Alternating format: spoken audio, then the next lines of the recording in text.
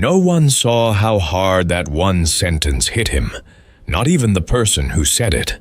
It was just a simple rejection. A few plain words spoken in a bright office. But for Renlo Kaid, it felt like someone had quietly closed the last door he'd been holding on to. Let me take you into his journey. Renlo Kaid wasn't the dramatic type. If something hurt him, he didn't talk about it. He didn't argue, didn't cry, didn't even allow himself to look disappointed.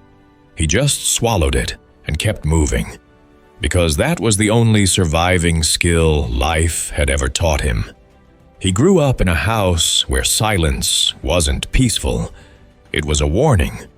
Questions were dangerous, dreams were pointless, and emotions were treated like weaknesses you had to hide. By the time he reached 27, he had mastered the art of being invisible.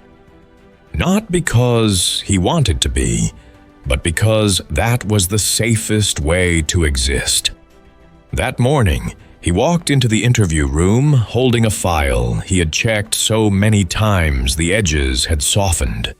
He wore his usual navy blue shirt, the only shirt that made him feel like he might actually fit in somewhere. But the panel didn't even look at him. One scrolled through emails, another tapped a pen impatiently. A third looked at the door as if waiting for someone more important to walk in. They asked him 3 rushed questions, barely listened to his answers, never even smiled. And then, we've decided to move forward with other candidates. 12 tiny words. 12 words that hit him harder than anything life had thrown at him before. Renlo nodded, thanked them, and closed the door softly behind him. But inside, something cracked. Quietly, like a thin sheet of ice breaking under a single step. Outside, he found a concrete bench and sat down. He stared at the road, at people rushing with purpose, at motorbikes weaving through the traffic, at a world that didn't pause just because he felt broken. He thought about everything he had sacrificed to chase this job, not because it was his dream, not because it brought him joy, but because it was stable, safe, respectable. It was supposed to be the one thing that made him feel like he wasn't falling behind everyone else. And yet, here he was, rejected again, empty again. For nearly half an hour, he didn't move. He just watched the shadows grow longer as the sun dipped behind the buildings. Then, a thought surfaced quietly, almost shyly. What if this isn't the life I'm meant to keep chasing? It wasn't inspirational. It wasn't bold. It was tired, raw, honest. Renlo walked home slowly. But instead of thinking about the rejection, his mind wandered to something he hadn't allowed himself to think about in years. His curiosity. Not a dream. He never had the luxury of dreams, but a simple, constant curiosity for repairing things, understanding how they worked, bringing broken things back to life. When he was a kid, he used to take apart old radios from the scrap shop behind their house. His father called it wasting time. His mother told him, "Fixing things doesn't fix your future."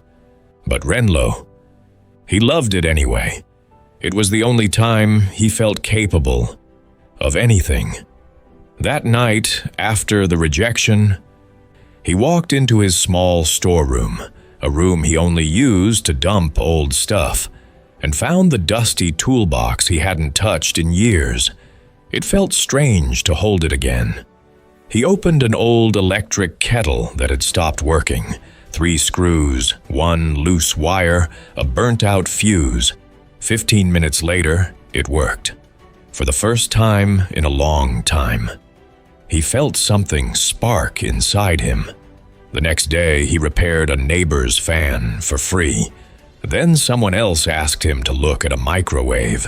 Then a coworker called because her washing machine kept stopping mid-cycle. Renlo didn't plan anything. He didn't think, "This is my new career." He just kept helping people because fixing things made him feel steady, grounded, needed. A week later, someone insisted on paying him. Then someone else. Then someone offered extra for urgent work.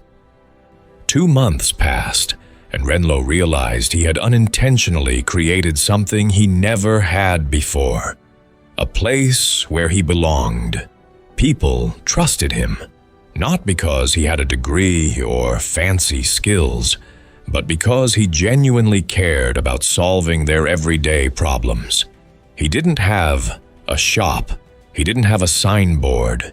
He didn't even have a proper toolbox.